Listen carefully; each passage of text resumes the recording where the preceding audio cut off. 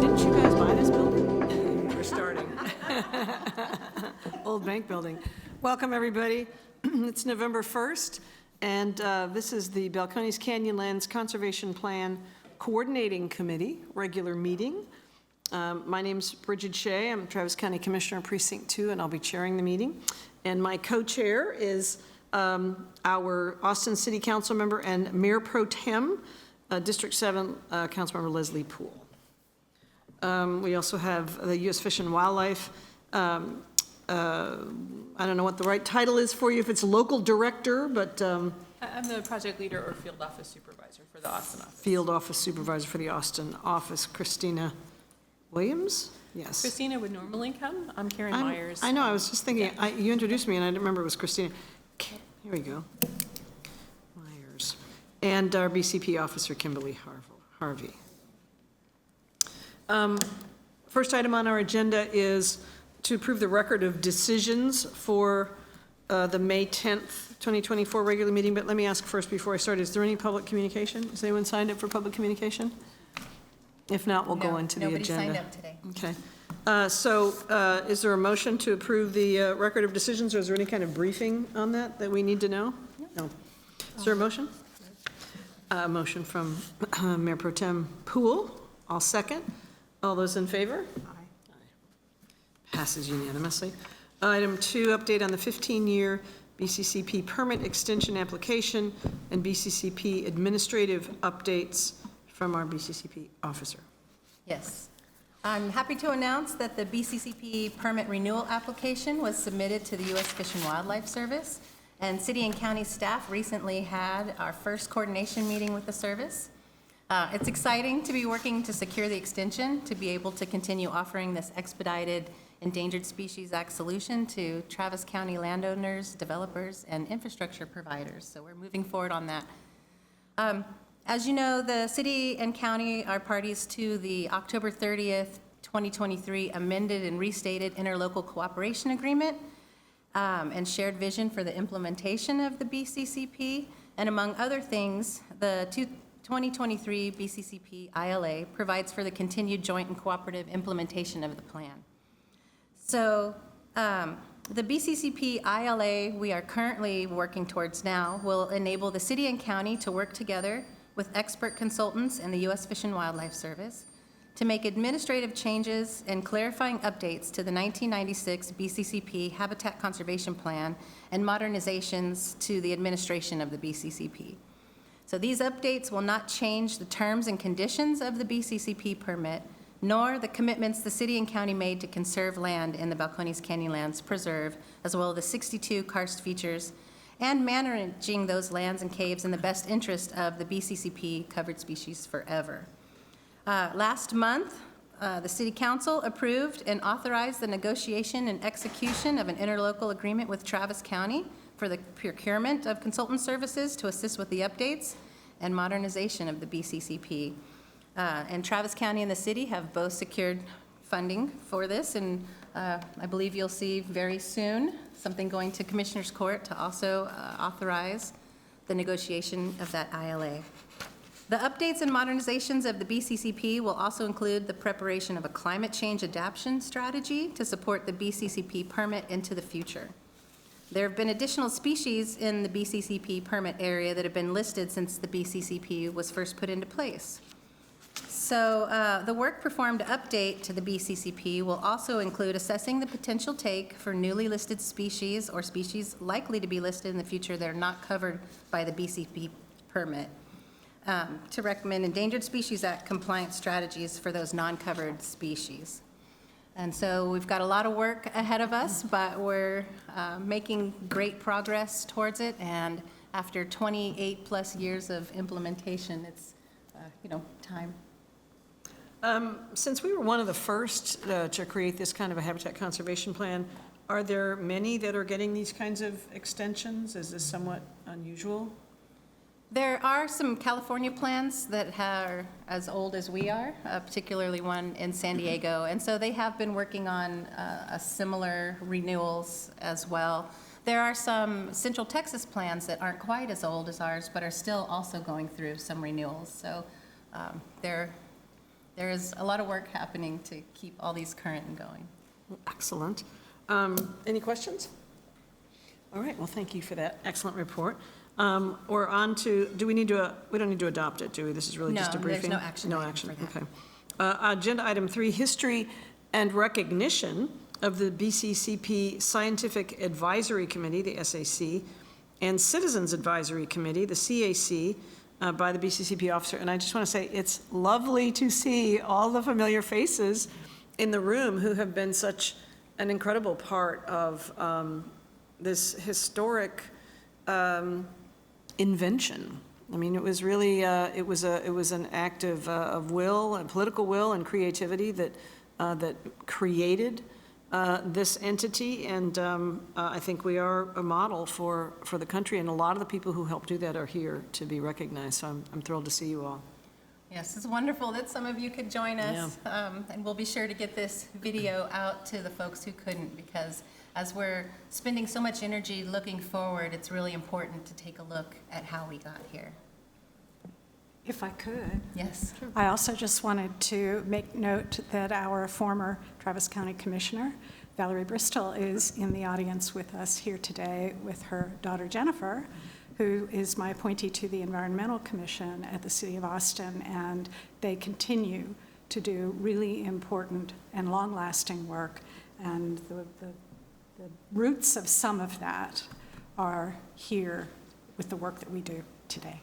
Thank you, Valerie, for being here. Good to see you. Ditto. There'll be more to say, I assume, after the items are introduced. Yes, so I'd like to give a little history and, of course, some appreciation. So citizen advisory committees and scientific advisory committees play crucial roles in the development and implementation of habitat conservation plans, especially during the initial phases. Each committee member brings distinct expertise and perspectives that contribute to the plan's ecological integrity, social acceptability, and regulatory success to successfully develop and launch a habitat conservation plan. In the development and early implementation of the Balcones Canyonlands Conservation Plan and its associated Endangered Species Act incidental take permit, both the Citizens Advisory Committee, CAC, and the Scientific Advisory Committee, SAC, made significant contributions by bringing their respective expertise and perspectives. The CAC represented the interests of various community stakeholders, including residents, landowners, businesses, and conservation groups. It served as a bridge between the BCCP administration and the public, ensuring that the community's concerns and values were heard and considered in conservation planning and decision-making. It was instrumental in promoting public understanding and support for the BCCP. It provided feedback on proposed land use and conservation measures, fostered community buy-in, and assisted in conflict resolution. The CAC also aided in outreach efforts, helping to educate the public on the benefits of the BCCP and the importance of species protection.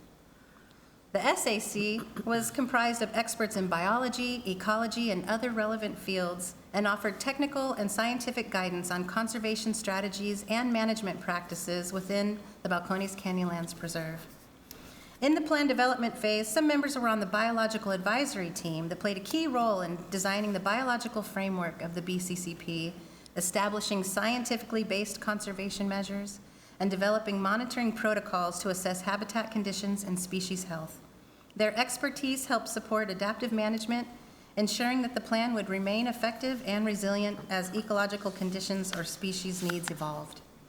Together, the CAC and SAC helped to ensure that the BCCP was scientifically robust, and socially acceptable, balancing ecological needs with community interests and supporting the plan's long-term success in conserving key habitats and endangered species in the region.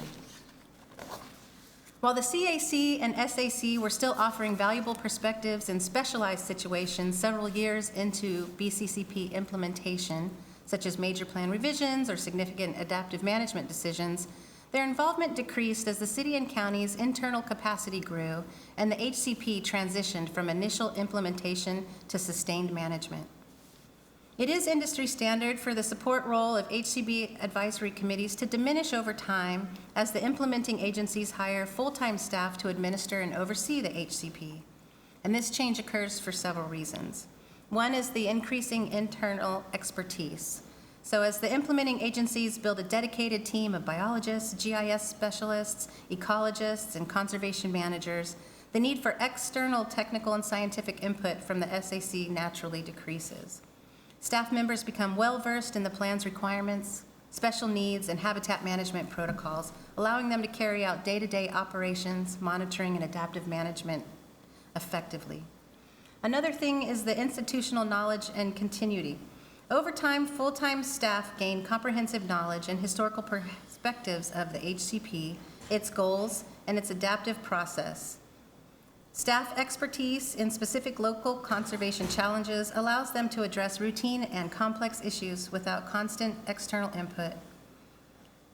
The shifting role of the CAC. Initially, the CAC played a vital role in fostering community support, educating the public, and addressing concerns. However, as the HCP became established, community stakeholders became more familiar and comfortable with the plan, reducing the need for continuous public engagement. The CAC's role eventually evolved to focus on occasional feedback and public outreach on an as-needed basis, as ongoing community education and communication are managed more regularly by full-time BCP community engagement staff. So the city and county are 28+ years into the implementation of the BCCP and currently employ a large support staff of experts that continue to build on the incredible work of the past. As we look forward with excitement for the BCCP permit extension and modernization tasks ahead, we honor and recognize the volunteer contributions of all the amazing, knowledgeable, and passionate advisory committee members. So on behalf of the BCCP Coordinating Committee and the Balcones Canyonlands Preserve staff, we'd like to express our deepest appreciation for the outstanding commitment and dedication of the advisory committee members who have served the Balcones Canyonlands Conservation Plan. Your service has been pivotal in guiding the preservation of Austin's invaluable natural habitats and endangered species through the years. We celebrate the profound impact each of you has had on the success of this conservation plan. Your volunteer work, thoughtful counsel, and passion have not only shaped the BCCP into a model of habitat protection, but have also strengthened the City of Austin and Travis County's legacies as stewards of environmental resilience and biodiversity. The countless hours spent in meetings, the insightful recommendations, and the depth of knowledge you've brought to the table have set an enduring standard for conservation efforts across our region. Though the committees are not active anymore, your contributions live on in the protected species and the strengthened partnerships and are a testament to your work. We thank each of you for your extraordinary service, your vision, and your unwavering dedication to the future of our natural landscapes. The impact of your commitment to conservation will be felt for generations to come. So thank you to all of those that could make it here with us today, and to all of those that couldn't, and to those that we've lost from the onset of the permit. I'd like to, yeah, go ahead. Go ahead, Madam Chair. I'd like to ask any folks who are here who served in any capacity or any role, either on the CAC or the SAC or as supportive citizens along the way. And then I'd invite any of you who want to make any comments about the span of history and what we've accomplished here. I'd love to invite you to come up and share your comments with us. But can I just see a show of hands for folks who were involved, either in the CAC or the SAC?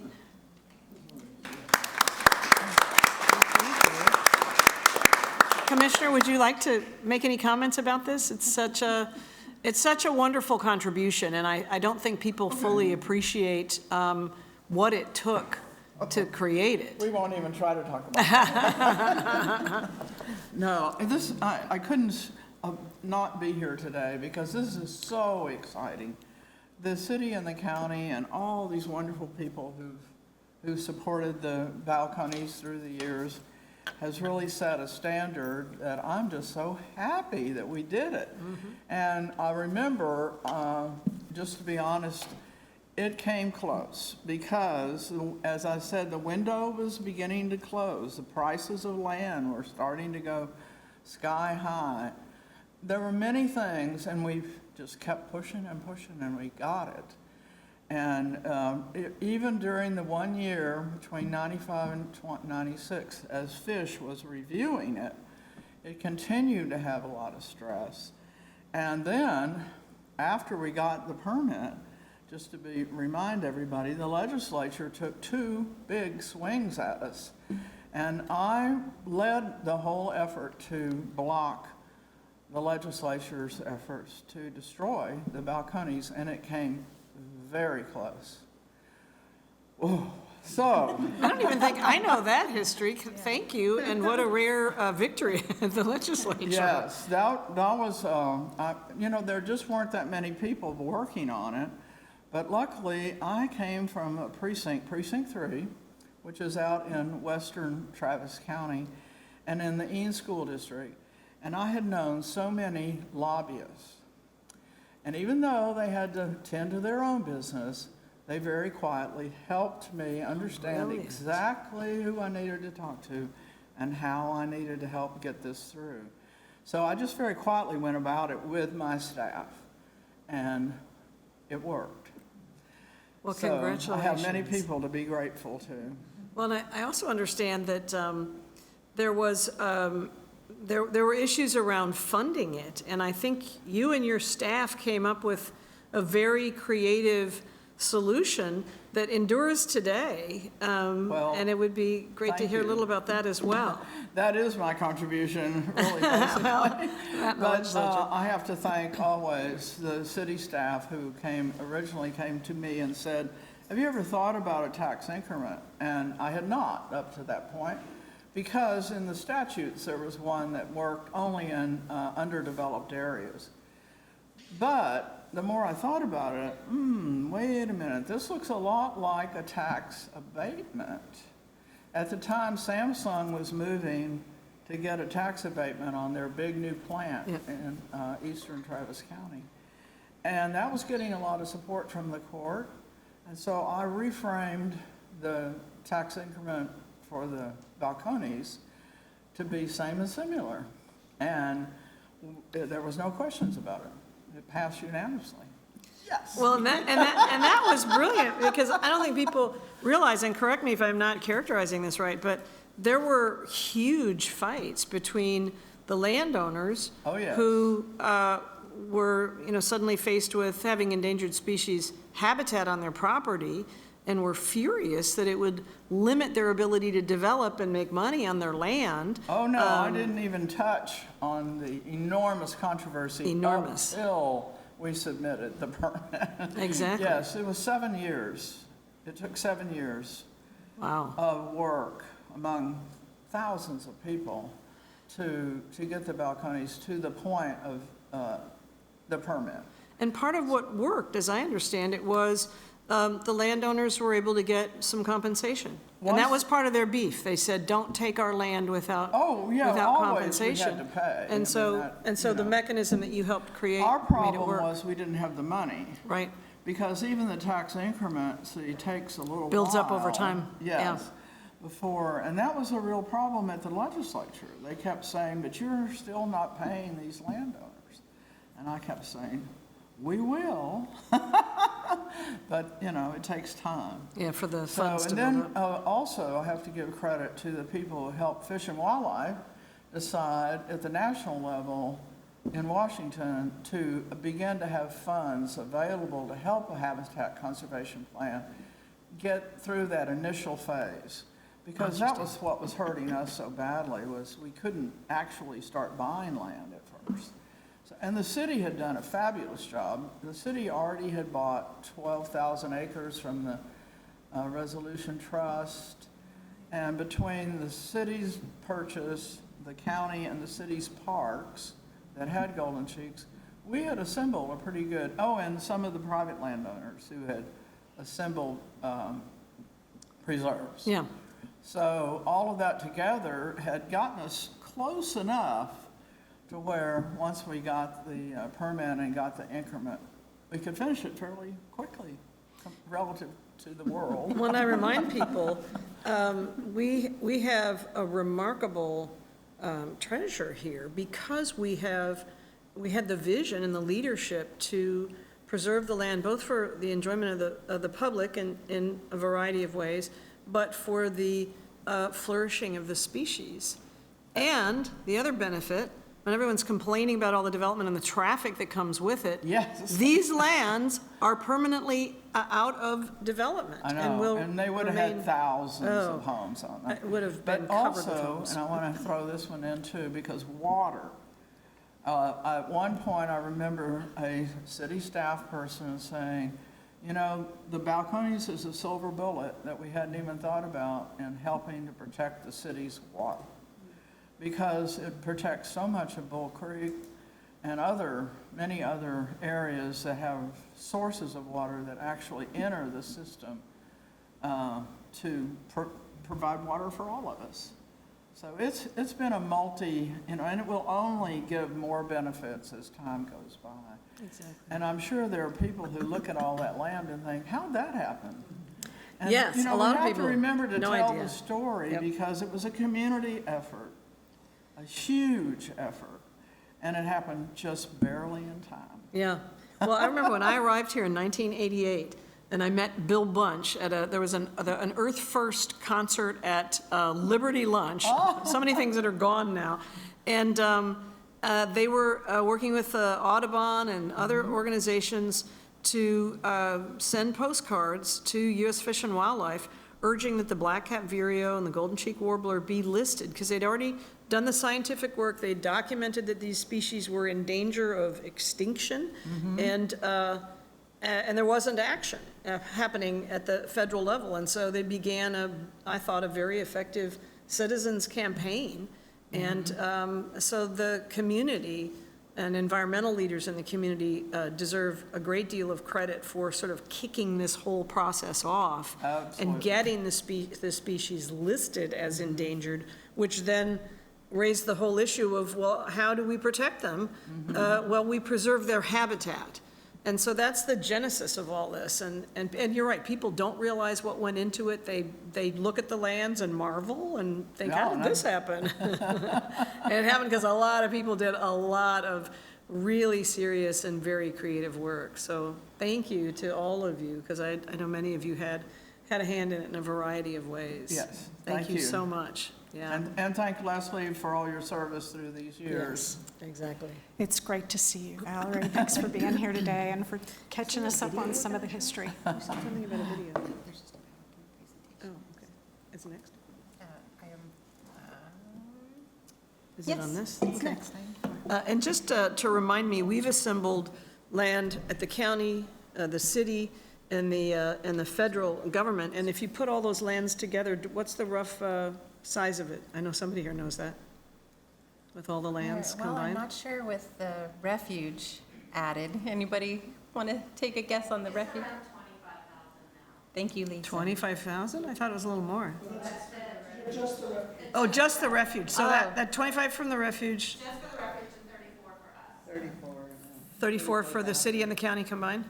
Well, that's All the partners. all of them. Well, that's fabulous. So thank you for all of your work. Yeah, we've got a match. Oh, perfect. Yeah, that needs to be shown. Yeah, absolutely. Is there a way we can have, was somebody going to Sure. show that? I can bring it up. Get it. Oh, okay, thank you.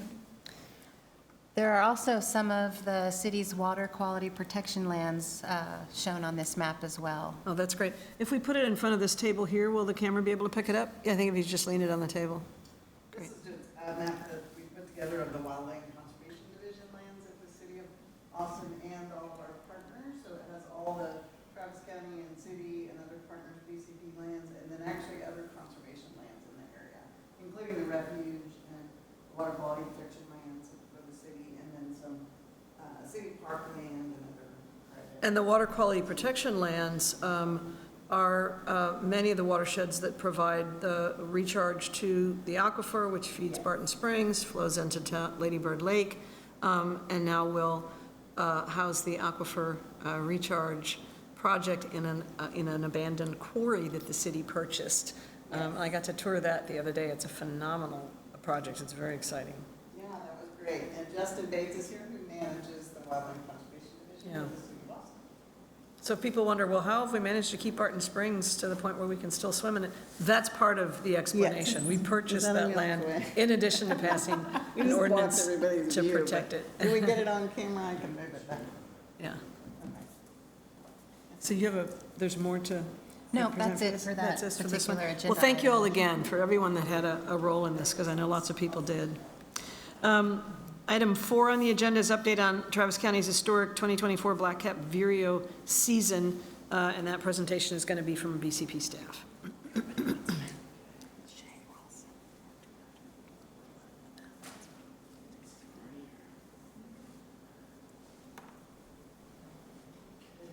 Paul Fischel with Travis County Natural Resources. I'm one of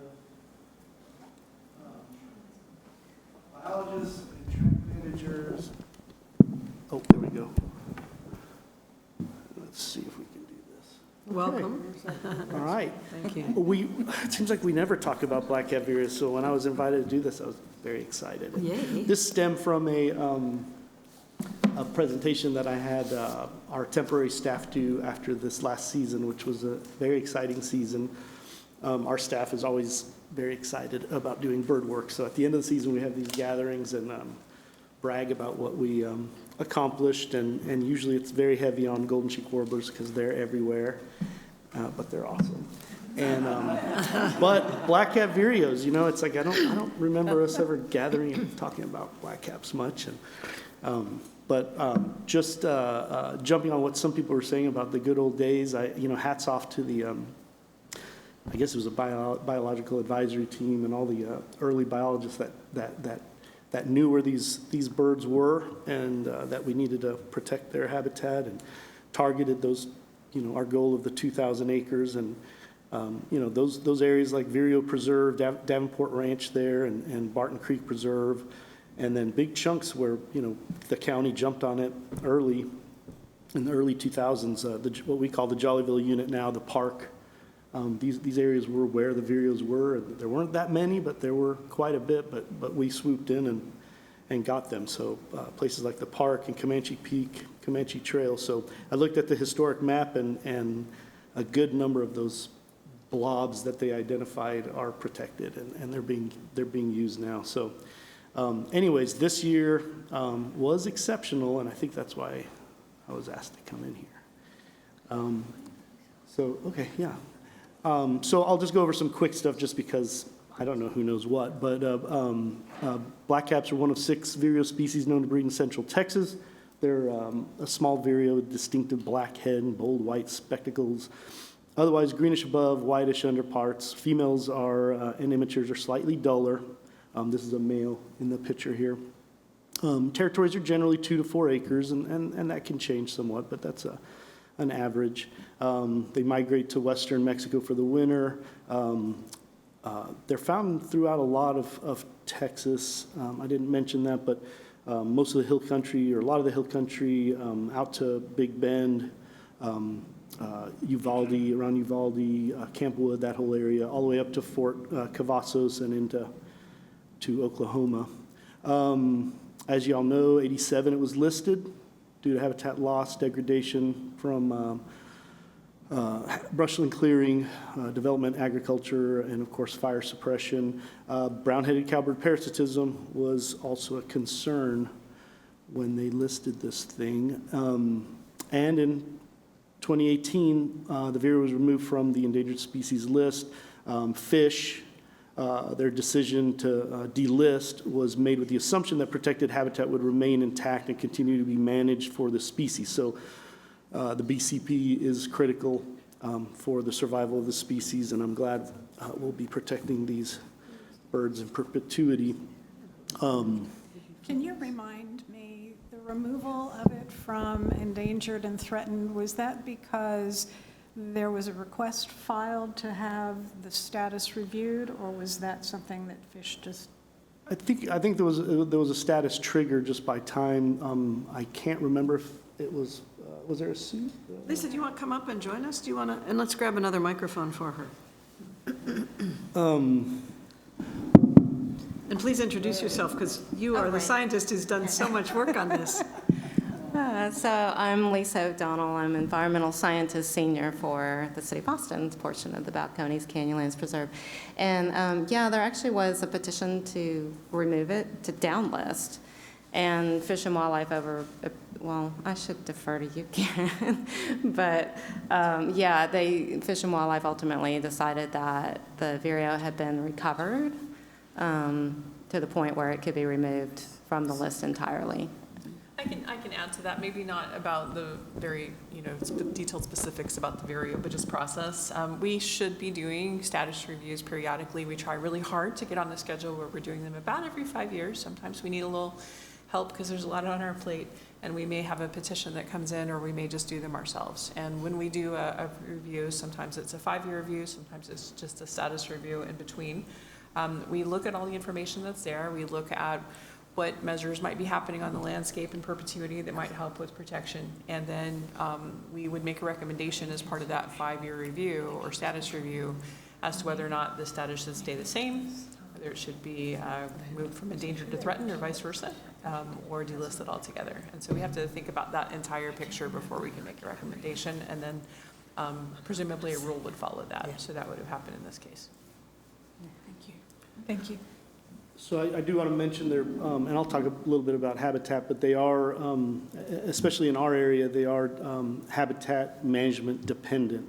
You don't find much black-hat vireo habitat just there out here in our area. The further west you get, you can actually find habitat that's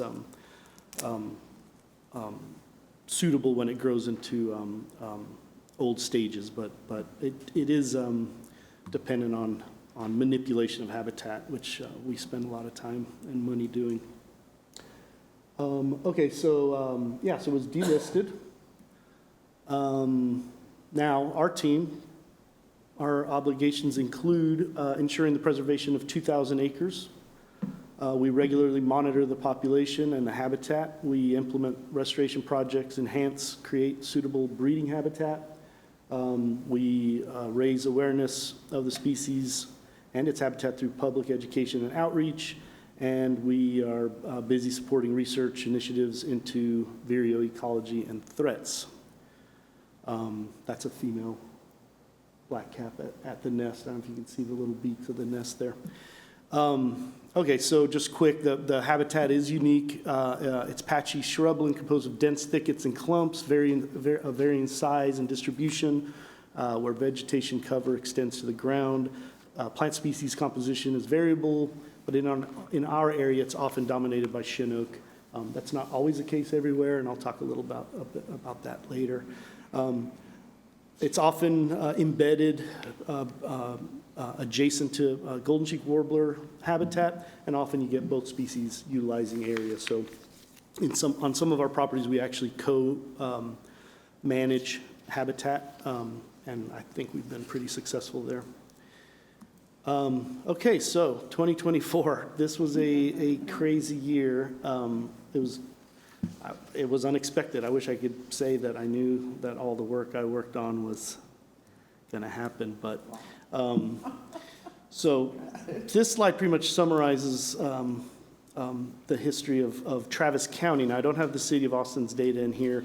You can see when I started, my first year was, I started in the end of the 90s. The first chance we got to go chase vireos was in 2001, and all we had were vireos on the Jollyville Plateau, Jollyville unit.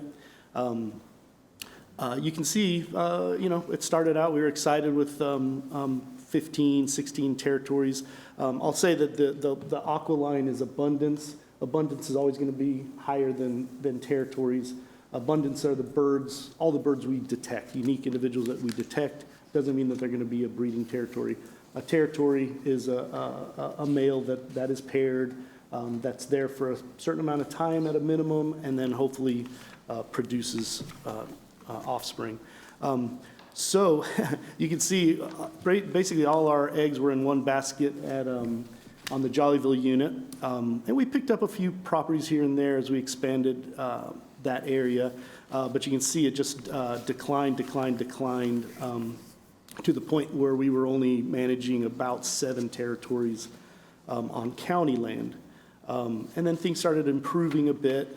And then, you know, I'll take this moment now to, you know, hats off to our management crew, Melinda and Commissioner's Court for acquiring the Cotterley unit and expanding that, because it's basically a huge gem for not just this species, but golden cheeks and caves and the Texobama croton, which is a plant that we manage. So I would say singularly one of the most critical land purchases that we did. And if I can take just a moment to reinforce how remarkable that was. Melinda, are you willing to just talk about this a little? I think you worked on this for, what, 20 years trying to acquire this land? I know it was a real labor of love, and it took a long time and a lot of perseverance. Talk from here, can you hear me? Yeah, if somebody wants to bring a mic over, that'll work great, too, but just, you.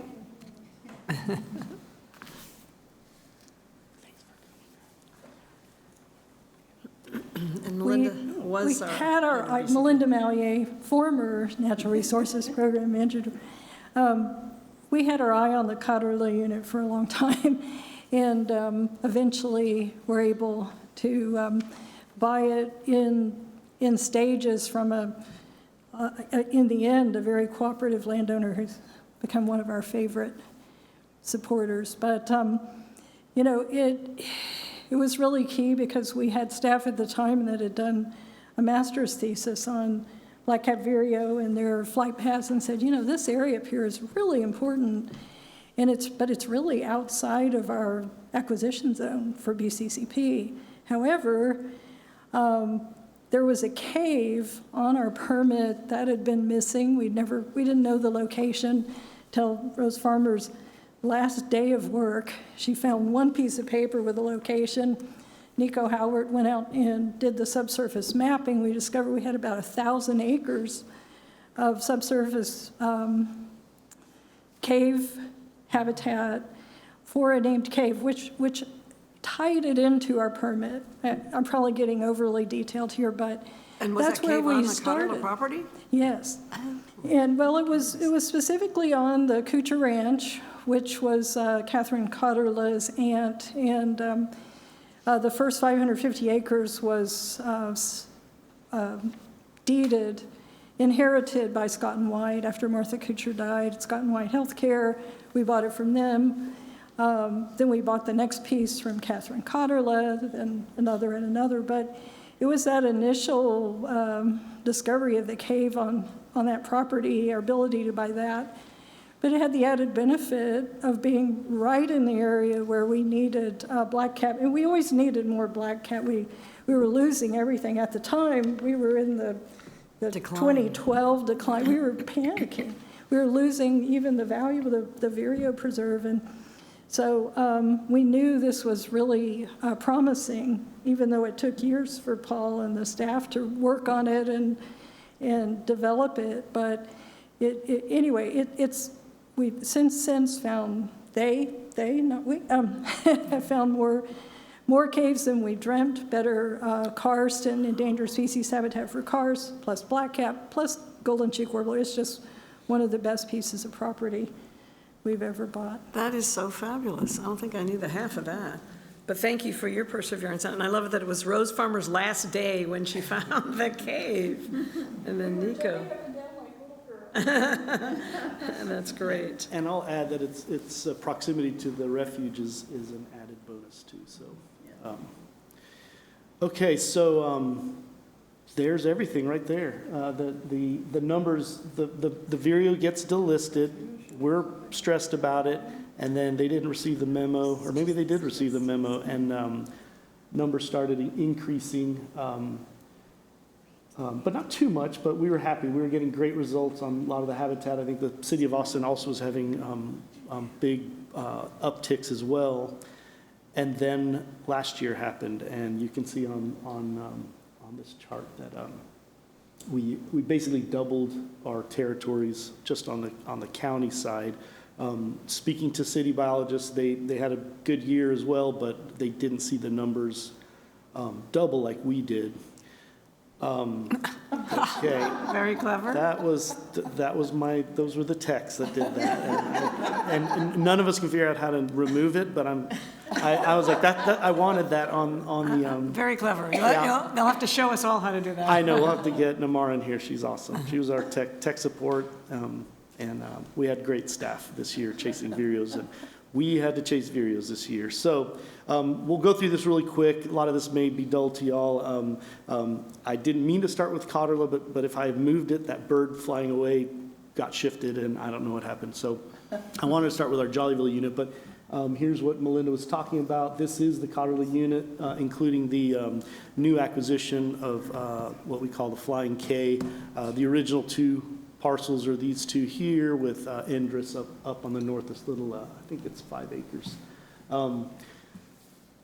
You can, you don't need the untrained eye can see the blob of black-cap vireo habitat. It was an area that was ranched and open and did not look like black-cap vireo habitat when we first drove through in 2014, but I suspected and others that we had a gold mine. So this year, typically our birds are in this patch of habitat, and again, we just bought this a few years ago here on the Flying K.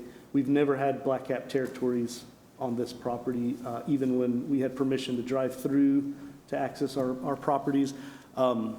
So I do want to point out that this isn't because of survey effort increasing. We surveyed where the birds are always present, and we just had a lot more birds.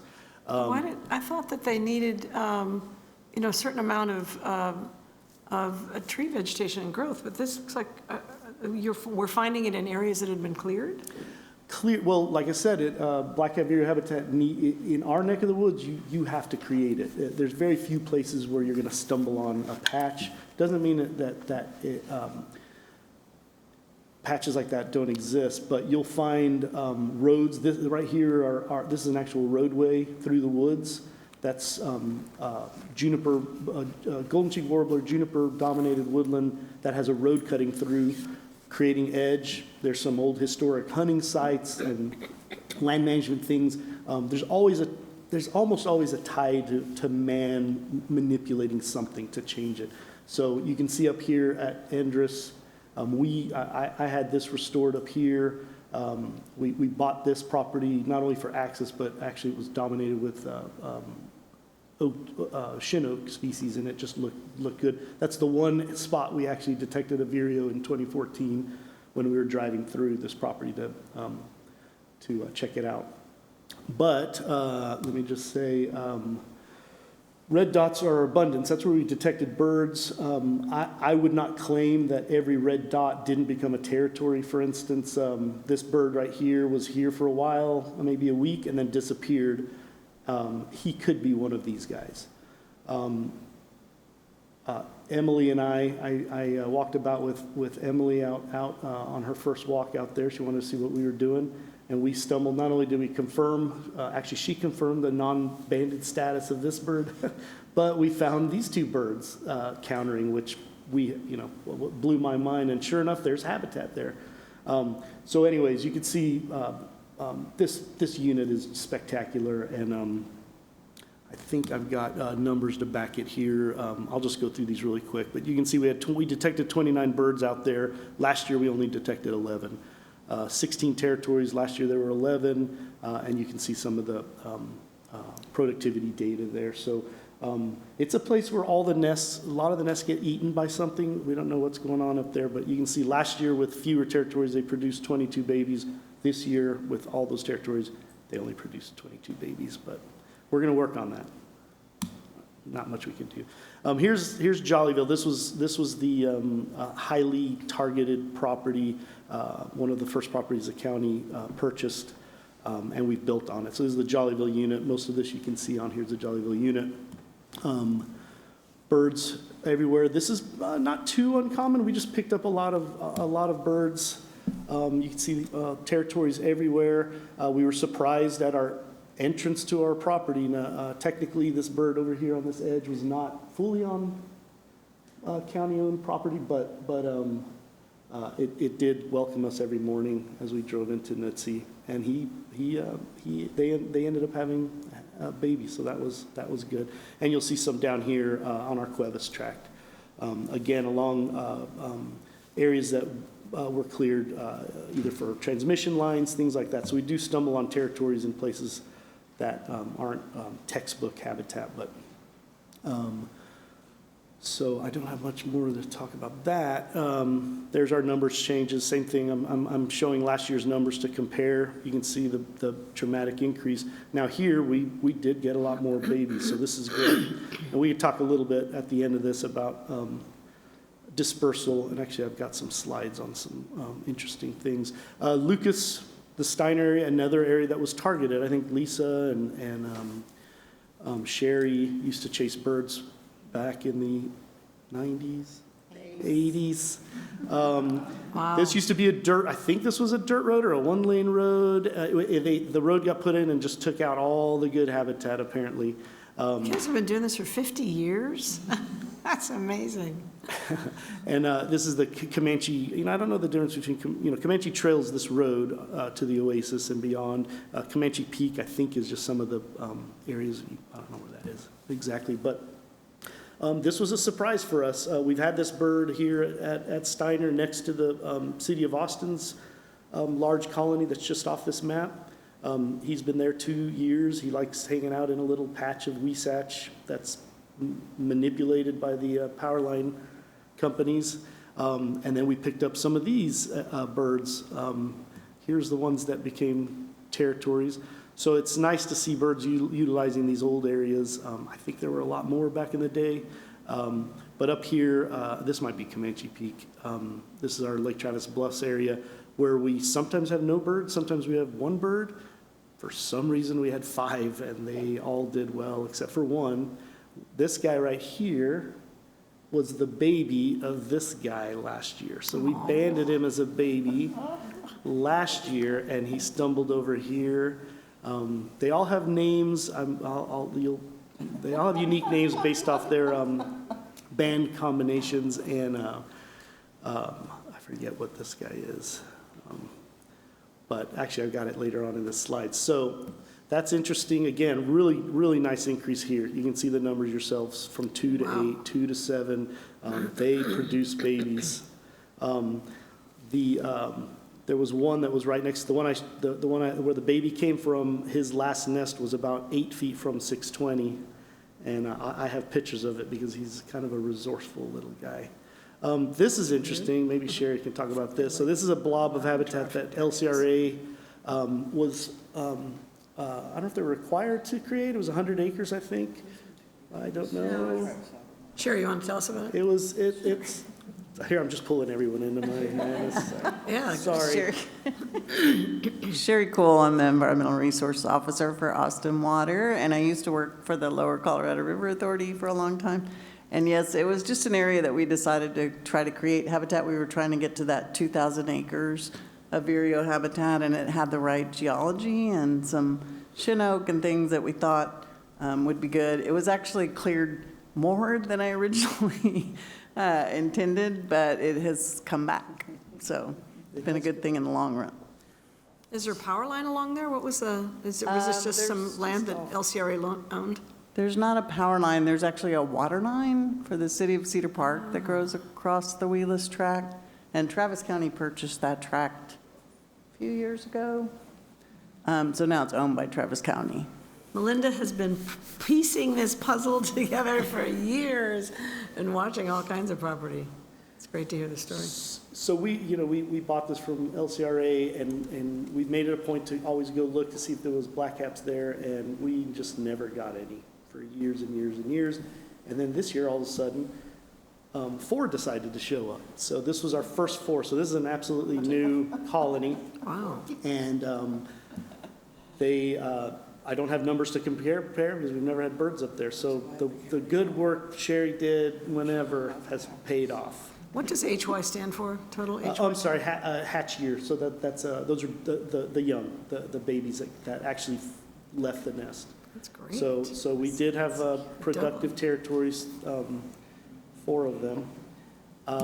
Almost done with this. Oh, well, this is kind of exciting, because this is not part of the BCP, but we're committed, obviously, to manage endangered and rare species on other parts of Travis County properties. So Reimers and Pace Bend. Pace Bend's kind of an exciting news story and kind of surprised us this year. Reimers has had a couple birds the last 6 years or so. After the big wildfire that happened out there 2011, we picked up a bunch of habitat, and I suspect that this could become a massive colony of black-cap vireos in the future. The habitat's amazing. We took a little bit of a step back as far as territories. You can see we only had 3. Both of these 2 had young. This one only counted as a territory just because he lingered around long enough to call it a territory. So Pace Bend, where you see kind of, well, right here, this green dot, basically we had a bird I stumbled on last year. My boss, Linda, had me go out there. The park staff wanted to clear some habitat, or not habitat, we wanted to do some work during breeding season, and we just wanted to make sure that they weren't going to do something in occupied habitat of golden cheek warblers. This is zone 1 habitat up here. We haven't had many warblers. Every once in a while, I think John Cool's group stumbled on one over here. We couldn't determine if it was a breeding territory, but this is a side note. This year we actually had 4 breeding golden cheek warblers up here. So for the first time, not only do we have multiple territories of golden cheeks up on Pace Bend, but I stumbled on the first successful breeding one down here. But that's just an aside.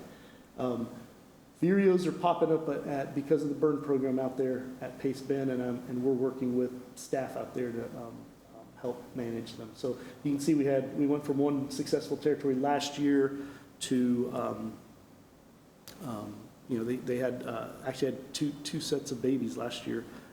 This year they produced 11. So Pace Bend's another spot. So again, not part of we don't count the park acreage towards the 2,000 obligation, but we're happy to say that we do have habitat outside of the BCP. And I'm glad we're protecting it.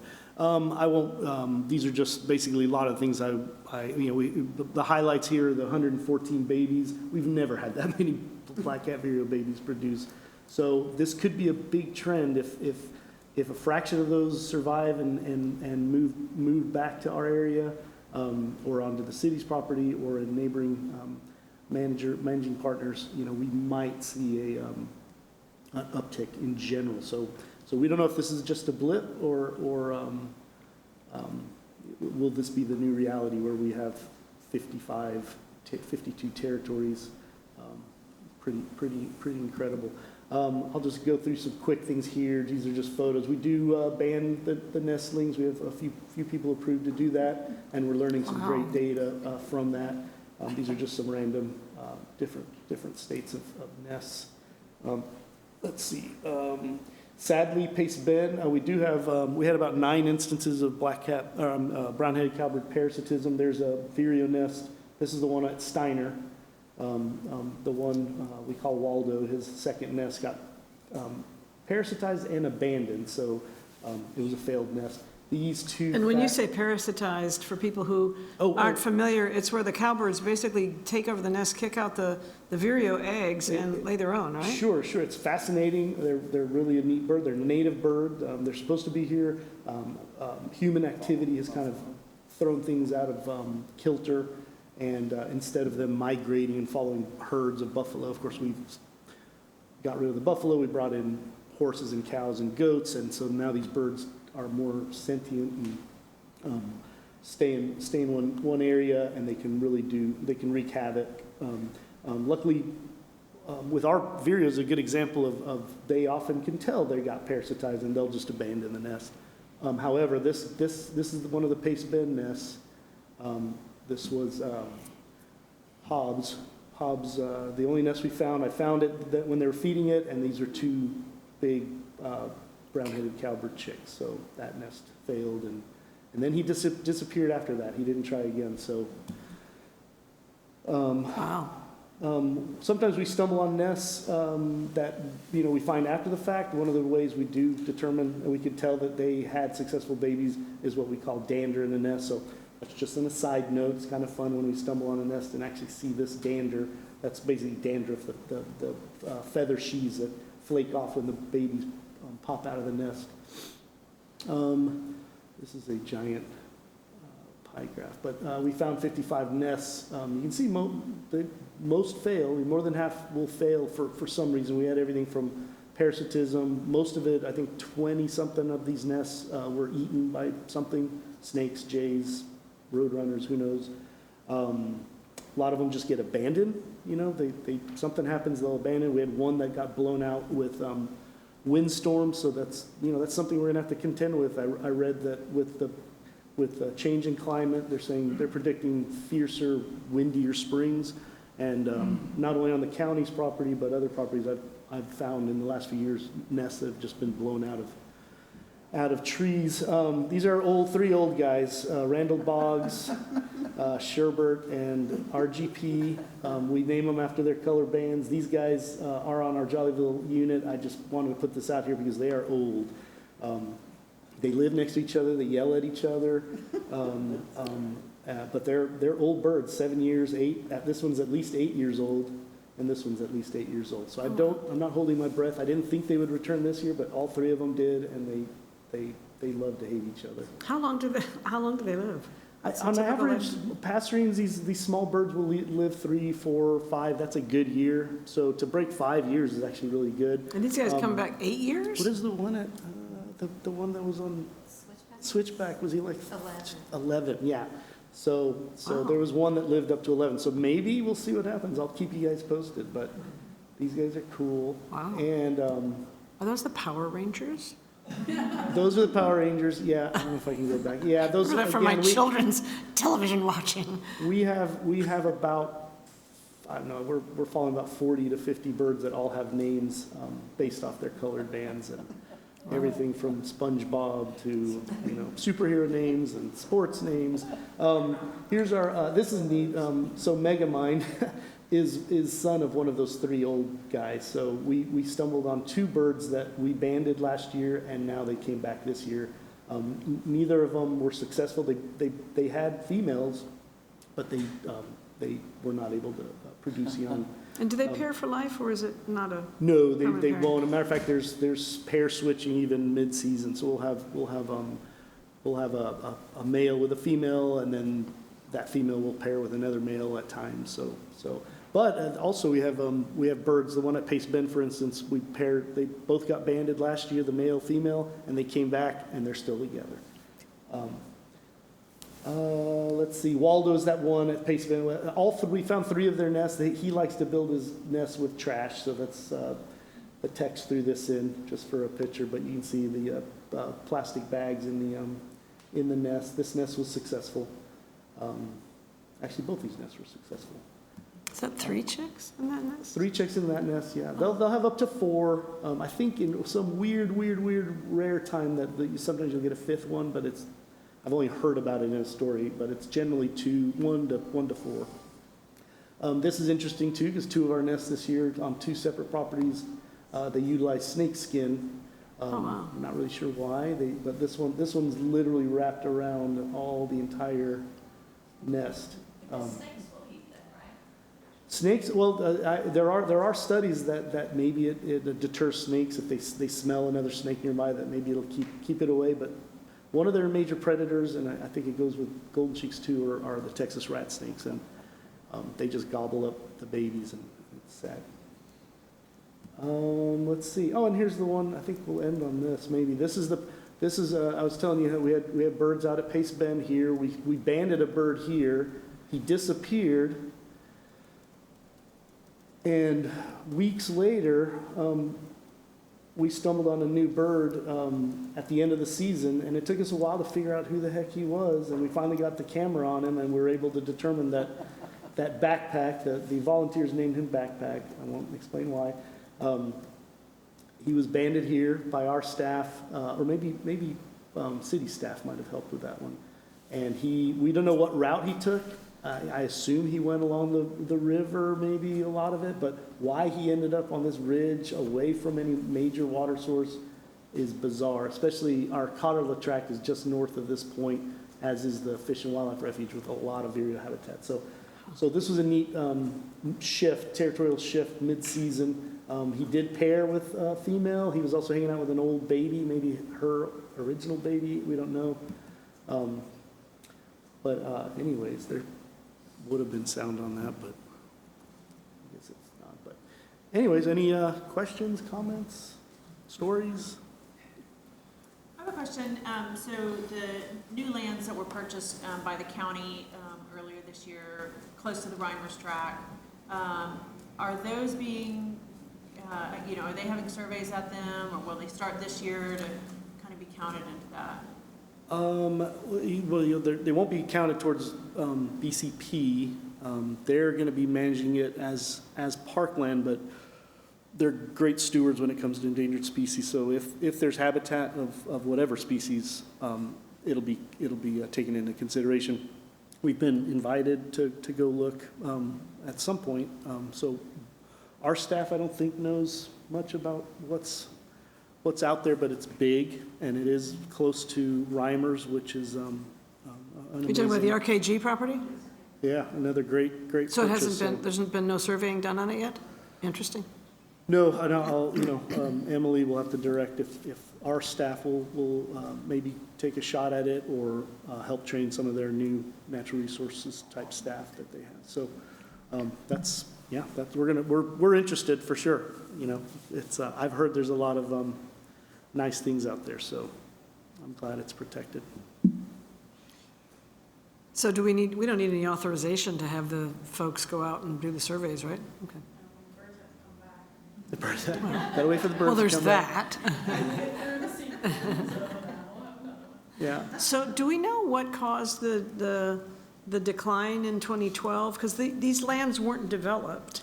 It wasn't like they were, like we stopped development on them. And then what happened in 2017? Because that was a steep decline as well. So, the habitat grows out of habitat, and even when we restore it, I'll say I restored, West Bailey and I restored 25 acres in 2001.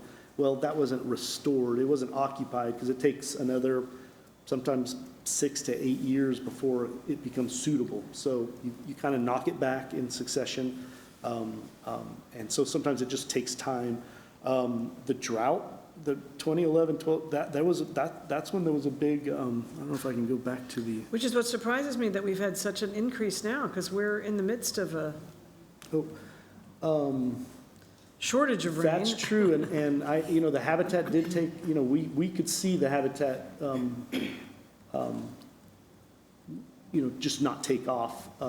Oops, there it is. Yeah, 2011 makes sense, because that was such an 2011, extreme drought. that was the drought. Remember, that's where the fire occurred out at Reimers. Things just were not looking good. You got to consider invertebrate populations, so their food source is probably taking a hit. Climate's going to be a big thing we got to worry Absolutely, about. for everybody. Yeah, it's not just the water or the hot days. It's everything cumulative is going to impact everything, not just the birds, but karst invertebrates and whatnot. So I don't know. So I mean, this is the history of all Travis County managed tracts since 2000. It doesn't account for acquisition. So we're always looking for, or we were targeting, just like Melinda said, properties that were going to enhance our numbers of acres. And then there's also the blend of things that look like, we think it looks like habitat or it could be habitat. Well, I've created, in my mind, a lot of habitat that has only barely been touched. Now, what I think is habitat, is I think it looks pretty good, but these birds, some of these birds are picky. And then you work all this, we spend a lot of money creating habitat. We've even implemented fire. We have meetings about it. We discuss, we hire people to help us create it. We work on it. and sometimes it just takes years for something to get discovered. And then you drive down the line and you find one using this like empty lot, behind a dumpster, and you're like, what's going on? I know. Or on 620, how weird is that? So I think Linda and I talked about, that 2,000 acres that apparently we feel like we've hit. We probably should look at that again, see where we are on it. I feel comfortable that, we probably have that much habitat in the county. Now, how much, I did back a napkin, and only about 350 acres of county land, not counting Reimers and Pace Bend, but only 350 was occupied. So occupied versus habitat are two different things. So we can create and produce, and we're not in the market of buying vireo habitat anymore. That's something I would like to look at again. But we create it, we hope they come, and then, this year, they came. They came big time. Now, we don't know why. There was just a huge amount of black cat vireos that went through. This chart is really kind of baffling. 'Cause declines in 2017, and then during the height of the pandemic, 20, 21, and then in 22, or the start of 23, it's not exactly from clear. 23 to 24, it shoots up. Blew up, yeah. But it plateaus during the pandemic. I think we're going to see a lot of really interesting things coming out of that period during the pandemic. Yeah.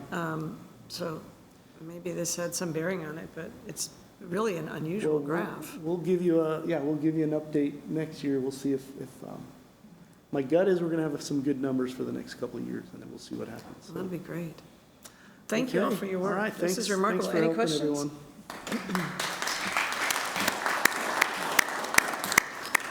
The next item is the BCP Partner Report highlights. BCP staff will read that.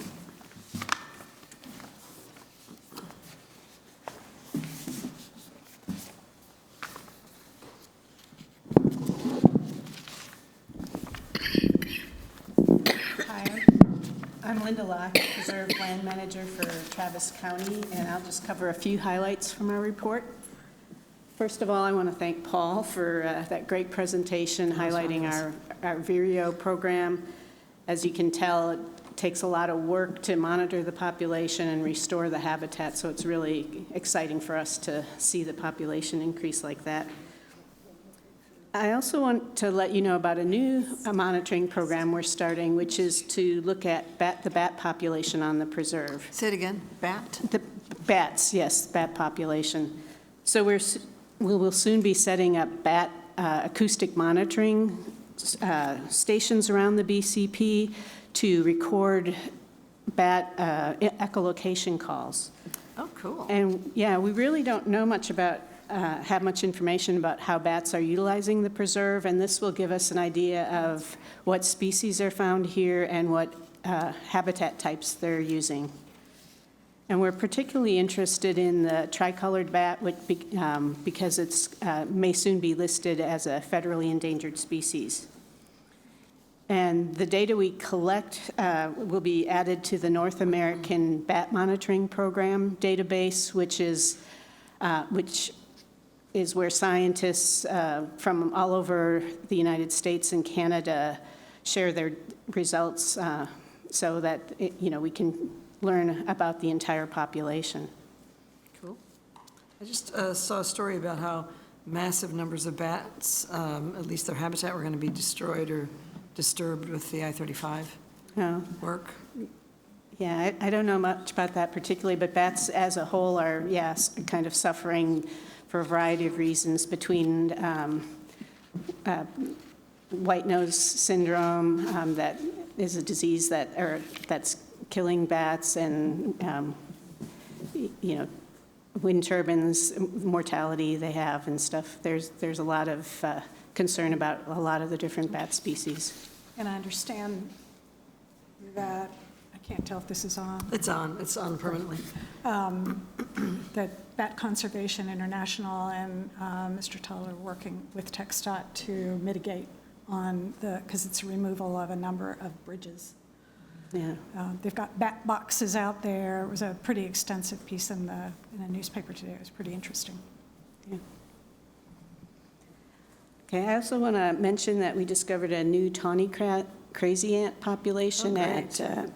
at Sandy Creek Park, which Tell is people what that is for anybody which is listening adjacent to our doesn't know. Wheelers Track. Tawny crazy ants are an invasive ant species that showed up probably about a decade ago. We do have some small populations on the preserve, and we're trying to, manage them as best we can. We do some research with Dr. Ed LeBron from UT to help us control populations with there's a microsporidian that is specific to tawny crazy ants that can, reduce or limit the populations.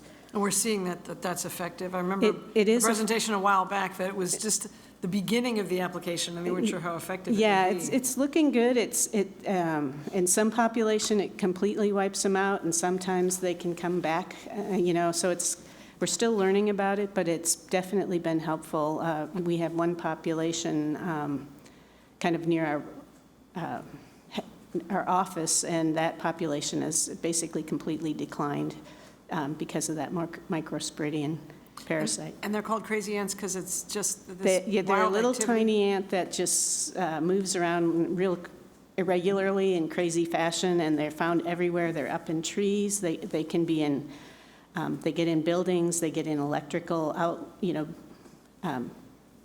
outlets and stuff, and they can cause real havoc to not only wild areas where they can very much limit other invertebrates, but also And kill off baby birds. right, Yeah. and then also in, urban areas too, they can cause a lot of problems for people. So anyway, we notified the park staff at Sandy Creek and provided them with best management practices and some information they can share with the public to hopefully prevent the spread of these invasive ants on those sites. And then moving on to land acquisition, Travis County recently acquired a new tract called the HSD 620 tract, and this 19-acre tract is located in the Cypress Creek macrosite, and it's fairly close to our field office. And then finally, I wanted to let you know that we're continuing to make good progress on our plans for the BCP building. The renovation work for the second floor, which is where our natural resources staff will be officed, is currently out for bid, and we expect the construction to begin in early 2025. And this is the site that will become the visitor center. That's right. So everybody, I mean, I've been waiting for this. I know. We wanted Yeah. to show it off last year, and we had the Yeah. NACO, National Association of Counties Conference here in Austin, and it was too soon, but it's out on 620 off of Wilson Park Road, Yeah, Wilson or Park Avenue. Road. Yeah. The old SAS site, for anybody that remembers Right. that. And the beauty of it was that they had 95 acres of land that they worked with our staff, our BCP staff on, to create trails to protect the areas that had habitat and potential endangered species on it. And so it's just a beautiful, perfect location. Yeah, it is. And the plans for the visitor center have been submitted to the City of Austin as part of the permitting review process. So we've already sent the 50% construction documents to the city, and then the 90% documentation is due later this month. So that's moving along too. So that permitting process is currently going on. Well, that's great. And what do we think is the timeframe for completion when it can be open to the public? Oh, it's a little hard to say. I would say 2 years at the earliest, and probably 3 to 4. Is that what you guys would say? So it's All right, still a ways I'm an up. impatient person. This is really taking a long time. Yeah. If there's anything we can do to speed it up, I'd appreciate it. It's a pretty big project It is a with big project. not only the visitor center, but all the grounds that we're going to be, designing nice trails on it and everything, so. But it's going to be really neat when it is completed. Do you have any other questions for me? I just, if you could speak a little bit about it says public participation at the very top of the Travis County BCP activities. 38 BCCP applications received, processed, 6 participation certificates issued. X amount in mitigation payments and a split 50/50 between Travis County and City of Austin. So that's development that pays to offset the impact that their development has, and that's what allows us to purchase more land and preserve more habitat. That's right. So it's this pretty unique partnership that I think has worked well, and we've obviously seen a lot of success in it. So again, a big note of gratitude to Commissioner Bristol for her and her team for creating this mechanism. Yeah. Any other questions? Leslie, any questions? Okay. Thank you so much. Sure. Now we have the city report. Hi, everyone. Afternoon. My name is Justin Bates. I'm the division manager for the Wildland Conservation Division with Austin Water. Welcome. Yeah, it's great to be here. And since we saw you at our last meeting, this was very much the height of the field season. And so we were also doing monitoring on city properties. I think one of the most important and exciting highlights from that, our staff was out monitoring bracted twistflower, threatened plant species, and this year was a banner year for bracted twistflower. Our staff and others discovered 3,000 plants. The next best number was in 2019, where we discovered 2,200. So a real big increase, a great year for those bracted twistflower. We benefited, I'm sure, Kate and Jeremy might talk about our resiting program, but we had 61 volunteers who helped on 31 different 100-acre plots and actually went out to try and put their eyes on banded birds that we have banded in past years. So a real great citizen science effort that we benefit from at the city and the county. We've been working closely with the county to try and put protections on some of those unprotected listed caves. And, over the last few months, some of our staff has actually been working on surveying and excavating 2 caves on the National Wildlife Refuge that could be potential substitutions for some of our unprotected caves. We've got a great partnership at the city with APD. I actually had some staff member get up in the APD helicopter to look for new oak wilt infestations. And the good news is that this year we didn't discover any new oak wilt locations. Really? After all of the extreme stress from 2 ice storms? No new ones. We still have one out there. We're actually working on a trenching project right now to try and stop the spread where we have it. As Linda mentioned, tawny crazy ants, we also have those on our Lime Creek tract. And working in the spring of 2025 to inoculate those with that pathogen. I'll just note one other interesting part of that UT partnership. Dr. LeBrun is actually looking at a way to potentially inoculate red imported fire ants. So he's looking at another, I think it's a viral infection, to try and inoculate red imported fire ants to try and knock down their numbers in the same way that inoculate them so they can't so reproduce? That in the same way that we've that he's done this work with tawny crazy ants, introducing a pathogen which then reduces the population numbers, causes collapse in those populations. As part of our partnership this year, he's beginning some preliminary research to see if there is an opportunity and a viral approach that would actually have that same effect. So how does he introduce it to the ants? Red imported fire ants. I'm not, some of the folks here might know the details, but. That would be interesting if you know. We'll get more. Just a quick little side note. We've just been training Travis County Park staff on this, so talked about it a little bit. Thanks. Essentially, he just takes. Tell us who you are, please. Sorry, Jeremy Hull, Balcones Canyons Preserve Outreach and Visitor Center Manager. So what he does is he just takes ants from known infected colonies and he moves them to non-infected places, and they can just assimilate into the big super colonial organism. And it's the Microsporidium is a pathogen that gets in their gut, and it essentially causes all the cells to swell up and rupture and basically cease normal bodily functions. And so it just kills them from the inside out. They No were doing- chance when this they could get first- out into other, It's specific to that ant. It doesn't affect anyone else, and it doesn't Good affect our thing. native. We have native tawny crazy, or native crazy ants. They're not the same species, but it doesn't affect those. It's specific just to this one ant. When they originally started doing that research, they were trying to take them to the lab for a long time and housing them and then putting out, and they were finding that that wasn't effective. They think it got some kind of smell or sense from the lab ants, and so they would kill them. But he found out if I just take them and put them, they assimilate and they work well, and that's what they're doing now. It's working well. wow, So that's it's wild. really, This is given the fascinating. impacts that tawny crazy ants, that red imported fire ants have on our listed species of concern, I mean, it's really critical research and a great tool for us to protect those ecosystems. Sounds like a science fiction film to me. Yeah. I think just a few more highlights, we are patrolling boundaries and trying to protect our properties. And, along with some of the, folks hopping the fence and trying to improve their views or, dumping things over the fence line,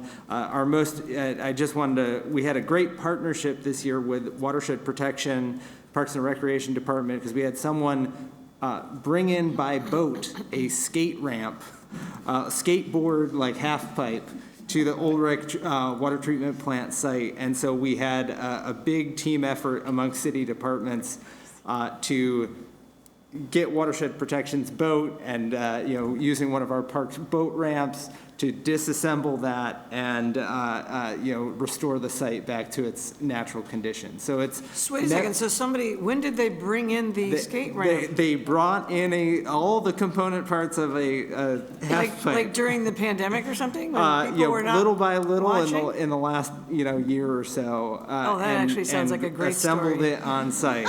I'm serious, this is some kind of major hack where And they it's, did that beneath everyone's,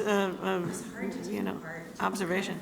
It was a really, and so Well-constructed I skate bring ramp? that up as an example of there's no shortage of unique opportunities in these urban preserves and kind of managing the things that show up. And how did we discover that it was there? I think our staff discovered it, and then we worked with the other Austin Water staff and on the Ulrich site at the plant there, and then brought in Watershed Protection and others to get the resources to disassemble it and then remove it. All right, breaking news here at the Yeah. BCPP And coordinating committee. the last thing I'll say is, obviously, with preemptive disaster declarations for wildfire, that is always a piece that we're looking at.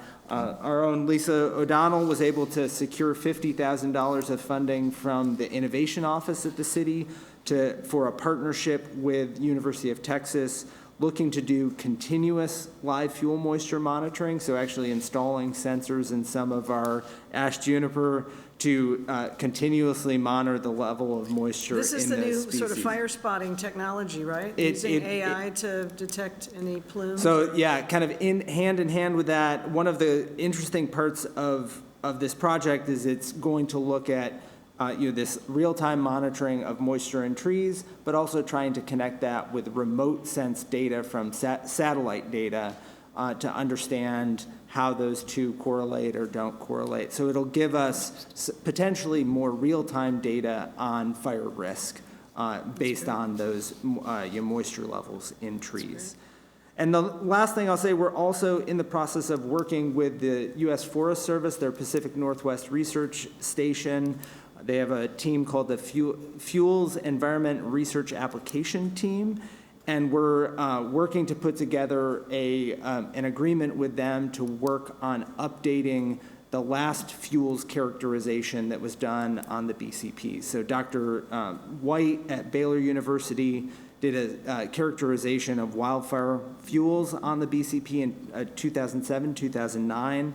And so we're working with this national research group to come back out and resurvey some of those plots to help us understand how have conditions in terms of those fuels changed over that time period. Obviously, with several drought cycles, with winter storms, we're looking to understand how much worse, how much better, how similar are these conditions to that last time when we really went out and said we've got this much 1,000-hour fuels, hour fuels, all that sort of thing. So What was the assessment the first time? Was there a general assessment? I don't know, they rank it like moderate fire danger? Well, I think that study really helped us understand that, these systems are quite resistant to fire in most circumstances, but there are periods where, we get into those extreme, the week or 2 or 3 or more, in summers like some of the ones that we've been having,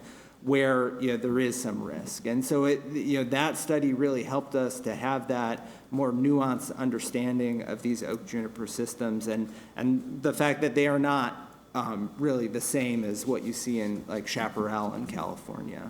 And so this will be And that message really needs to get out, because I continue to hear a lot of misinformation and confusion and characterization of ash junipers, fire bombs, and, thirsty plants that are depleting the groundwater and things like that, none of which is true. Absolutely, yeah, absolutely. So some great opportunities, to continue our understanding of these systems.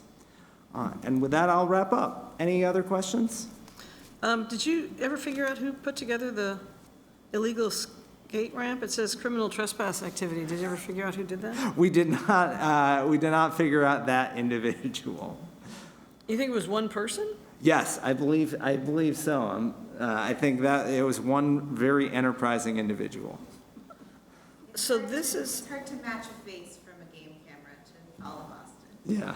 so this is up from Redbud Isle. The Allwork treatment plant is sort of on the way to Yeah. Laguna Gloria. Mm-hmm. So they brought it down the river, but then how did they get it up? There's a Bee Creek, Little Bee Creek is right there, and so they were able to get it up Bee from the Creek. lake to kind of the outlet there and bring all the materials in, likely by boat. Is there water flowing in Bee Creek constantly? The lake level is such that you can get in from the lake. How interesting. Did you get pictures of it? Oh, yeah, we've got some great pictures of it. That would be really interesting. Yeah, really interesting to see. Any other questions? Leslie, you have any questions? No? Thank you all. Well, this is fabulous. Thank you all. And I think, Now we have our education and outreach report. okay, good. Education and outreach is next. Hello again. So Jeremy Hull, BCP Outreach and Visitor Center Manager. Kate McCann Tehran. I get to support a lot of staff on the city's wildlands and Balcones Canyonlands Preserve. Yep.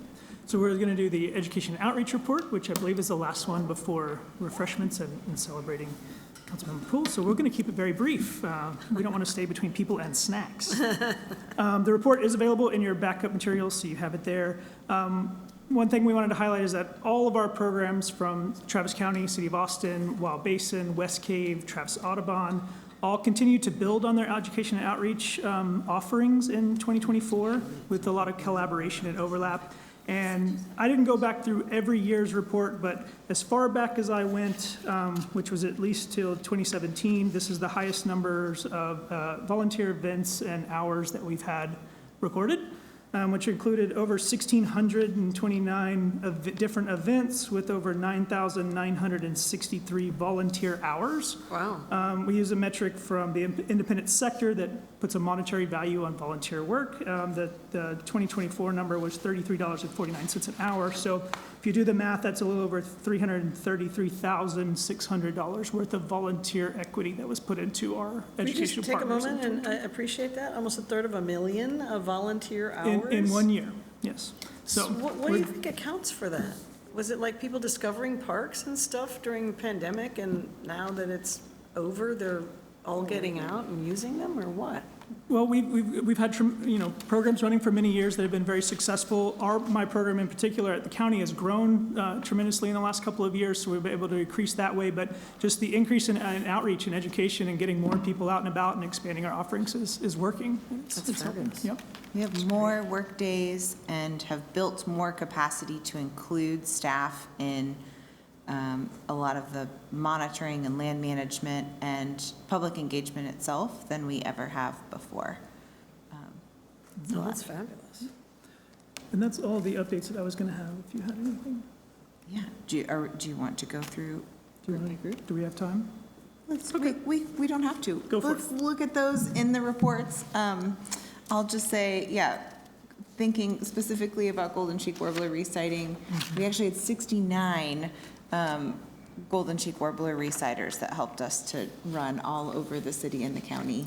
What does that mean, reciting volunteers? Knowing where the warblers were, going out and finding them again? What does that The mean? biologists reciting? are working on 100-acre plots. They're going to plots that they're studying intensively. They're going back to many, many times. But just like we saw in Paul's report on the black-cap vireos, you know, sometimes these warblers, they don't really care about where we draw that polygon on the map.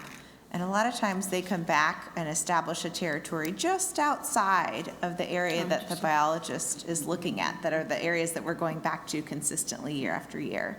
And so it's really helpful to have these extra eyes and ears to monitor in kind of a buffer zone all around those intensive study plots so that we can get a more nuanced picture, a more detailed picture of you know, which birds are coming back, where have they dispersed to, you know, more eyes on the ground that are really expanding the abilities of our staff. And I think in general, that's true. I mean, there are all types of volunteers, you know, warbler reciters, scouts doing scout projects on the Baker Sanctuary, all of the work that, you know, the county has done to engage with nonprofit groups like Latino Outdoors. You know, we're really reaching many different corners of our community. And I think it kind of brings us back to these committee members, right? These committee members from the SAC and the CAC, our Scientific Advisory Committee, our Citizens Advisory Committee, that were some of the original volunteers for the preserve, hold a really special place. And so, you know, Kimberly alluded to, as staff was growing in size and skill, that has enabled us to really welcome more volunteers into our work. You know, those committee members were helping to get the foundations of this to grow. And so now we all kind of get to stand on the shoulders of giants, from the people who helped put the preserve together at the beginning. And it really took hard work from the community, like Commissioner Bristol said, to create this preserve.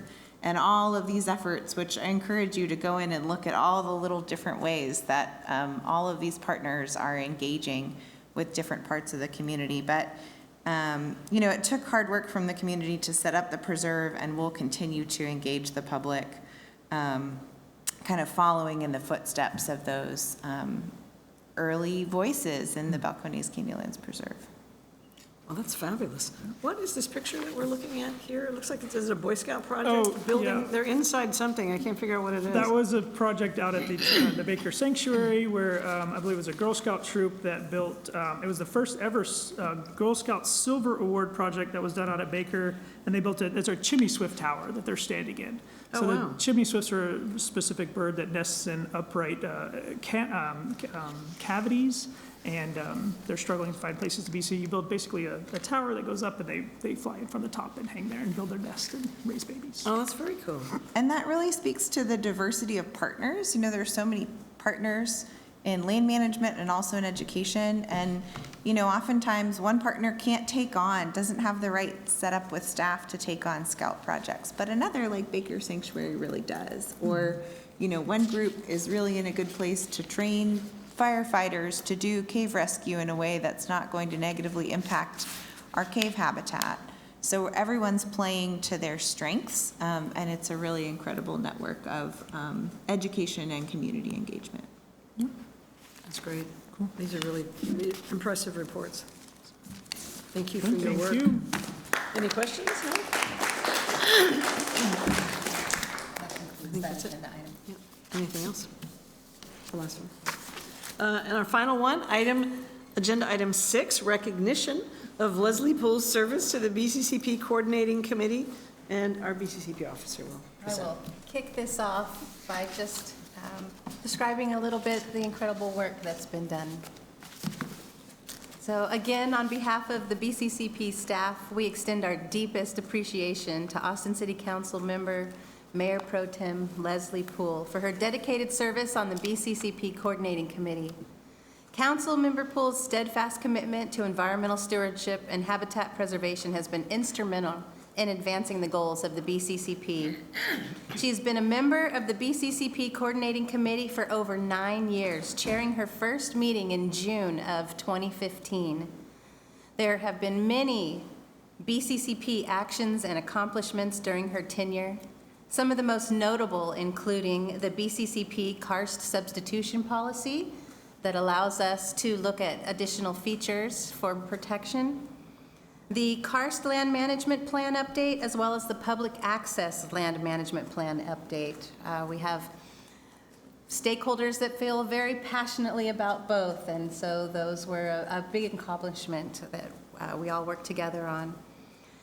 Helping establish the BCCP Trail Master Planning process to provide additional recreation on eligible City of Austin BCP tracks.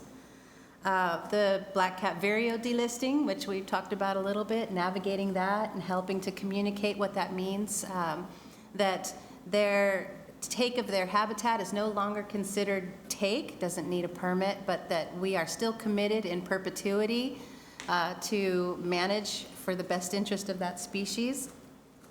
And then, of course, the big things that we've already talked about here today is authorizing and approving the BCCP permit extension application and helping get us to give us the support we need to modernize and make administrative changes to the actual BCCP. And of course, updating the reinstated Travis County and City of Austin ILA and shared vision, really recommitting to the BCCP. Her leadership has helped to protect endangered species and preserve Austin's unique natural heritage, ensuring a legacy of conservation for future generations. We are grateful for her vision, advocacy, and the positive impact she's had on both our natural environment and the communities that thrive within it. This is her last meeting with us today, but her impact will live on. And we have a special certificate of appreciation that we would like to present to you. We hope you are as proud of it as we are of you, and thank you very much for your time and service on the committee. Thanks, Kimberly. Thank you.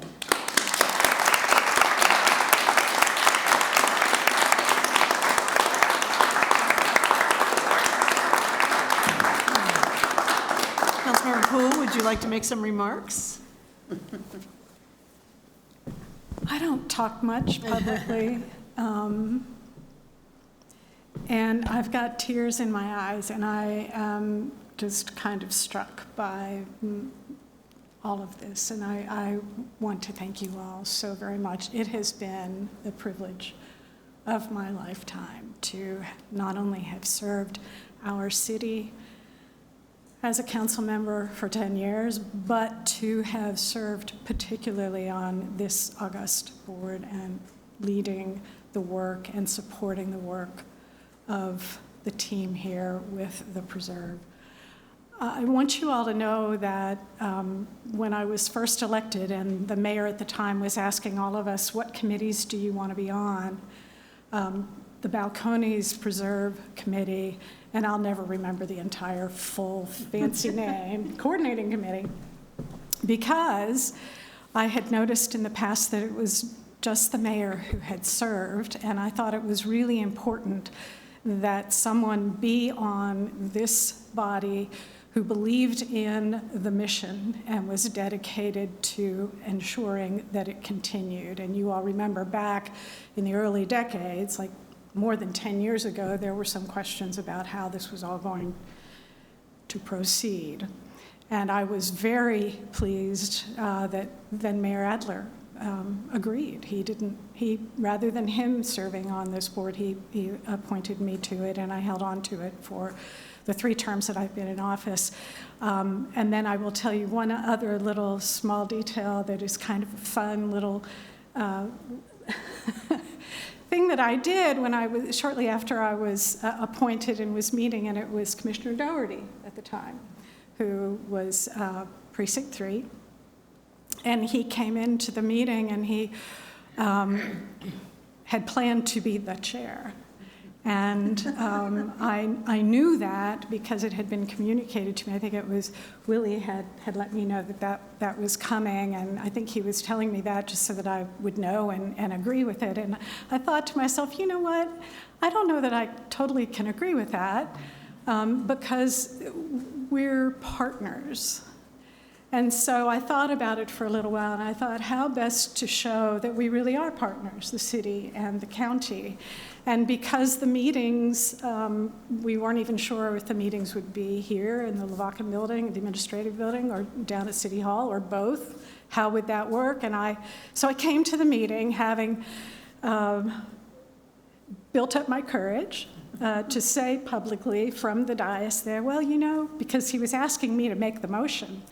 And I said, well, rather than that motion, what I would like to suggest is that we share the chair, and that when we meet alternatively at City Hall and then at the county, and when we're at the county, because that's where your authority rests, you would chair, and then I will handle it when I'll chair when we're at the city. And I mean, I thought that was a pretty good compromise, and there was no objection to that.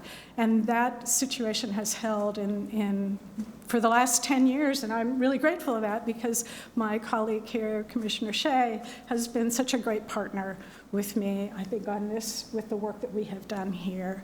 And I do hope that that shared partnership and leadership from this dais will continue well into the future. And if that is the mark that I leave on BCCP and this coordinating committee, well, then I feel like that's a really good one.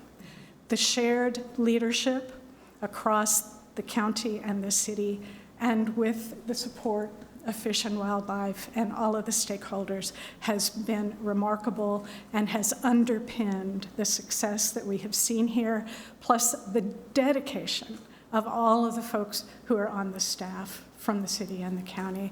And I'm so grateful that Valerie Bristol is here today to talk a little bit about the beginnings, the creation and the formation of this concept, and the real will and determination that she exerted in order to ensure that we could have this conversation here today with all of you.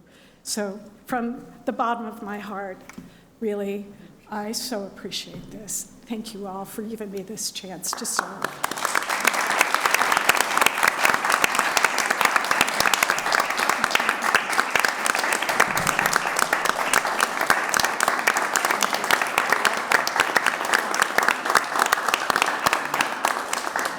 Now I understand why Gerald was willing to give up the chair, because I think I've served with you almost the entire 10 years. And it really has been a privilege. I feel like we've done good work and had great working relationships with the staffs, and I so appreciate all your work, but I really appreciate the opportunity to serve with Leslie and to make some really important things happen. So thank you all. Thank you. And I think we have a little reception, is that right? Yes, we do. welcome everybody to stay and celebrate everything we've talked about today and all the accomplishments. And that concludes the meeting of the BCCP Coordinating Committee on November 1st. Thank you all. Thank you all for being here.